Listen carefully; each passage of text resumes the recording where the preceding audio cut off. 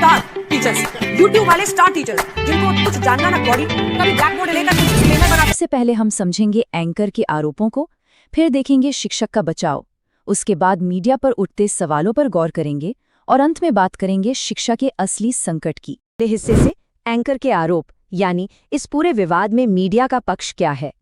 अब इस पूरी बहस की चिंगारी कहां से भड़की? एंकर का एक बहुत ही सीधा और तीखा दावा था।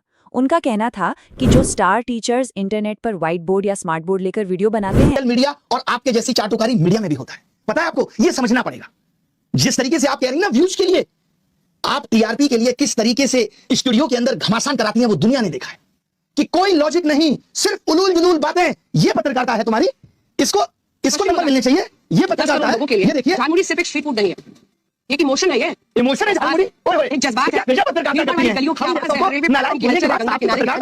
स्टार टीचर्स, मैं गाली नहीं दे सकता, गाली नहीं देना। फैमिली देखती है, वरना मैं ऐसे गाली दूं, ऐसे गाली दूं ना, जिंदगी भर याद रखें। ये खाली व्यूज बटोरते हैं, उटपटांग ग्रैब्स लिखते हैं और उसके बाद से अपने आप को इतना महारथी समझने लगते हैं कि कुछ लोग उनको फॉलो करने लगते हैं उनके तमाशे की वजह से, और फिर वो जाकर जहां पर जो आता है वो बोलते हैं और उसके दम पर फिर वो पैसे वसूलते हैं, छात्रों से वसूलते हैं। ये सबसे बड़ी चिंता की बात है। ये जो एक्सप्लेनर बनाने वाले यूट्यूबर्स हैं और जो शिक्षक हैं, उनमें फर्क है। वो फर्क सबको समझना पड़ेगा। ये जो आकर पैसों के लिए अपना धंधा बना रहे हैं एजुकेशन को, वो एक तरफ है, और इसी वजह से स्कूल्स, कॉलेजेस, यूनिवर्सिटीज में पढ़ाई नहीं होती है। बच्चों से कह दिया जाता है कि भैया तुम कोचिंग सेंटर कोई ज्वाइन कर लो, तभी तुम क्रैक कर पाओगे। ये कैसी व्यवस्था में हम जी रहे हैं? अगर हम एंकर की बातों को थोड़ा और करीब से देखें तो उनके निशाने पर सीधा इन डिजिटल टीचर्स का बिजनेस मॉडल था। उनका तर्क है कि ये प्लेटफॉर्म्स पढ़ाई को सिर्फ पैसे कमाने की एक मशीन बना रहे हैं। और इसका असर क्या हो रहा है? असर ये हो रहा है कि स्कूलों, कॉलेजों और यूनिवर्सिटीज की असल पढ़ाई से बच्चों का ध्यान भटक रहा है। एंकर का साफ कहना था कि इन यूट्यूबर्स ने बच्चों के दिमाग में ये बात डाल दी है कि बस कोचिंग सेंटर ज्वाइन करो और परीक्षा पास कर लो। उन्होंने इन डिजिटल शिक्षकों के ज्ञान को लिटरली 2 कौड़ी का ज्ञान तक कह डाला।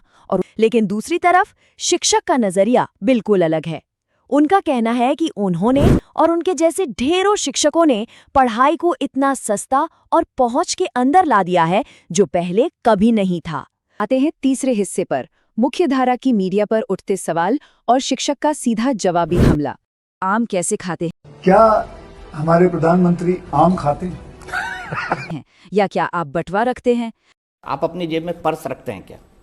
पर्स रखते हैं। लेकिन जब बात आती है बेरोजगारी की, 2020 की नई शिक्षा नीति के जमीनी हकीकत की, या हो रहे पेपर लीक जैसे गंभीर मुद्दों की, तो वहां एकदम सन्नाटा छा जाता है।